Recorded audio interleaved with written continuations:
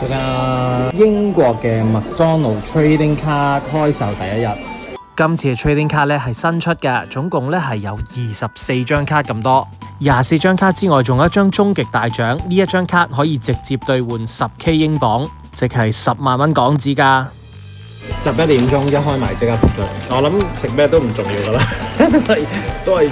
都係呢包嘢㗎啦。未開售，今朝早11點先開售嘅，但係咧我喺 eBay 咧已經見到有一張卡咧炒到係120幾磅，即係1300蚊港紙度啦。同埋佢咧係中咗某啲嘅卡咧係可以兌換嘢食啊或者獎品嘅。我有 T 喎，好開嚟睇下先。呢一張已經有字咯，係咪真係有獎品㗎？ta-da！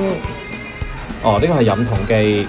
嗱，佢哋總共有24張，我係第3張啊。喂，但係呢張卡個邊有瑕疵啊？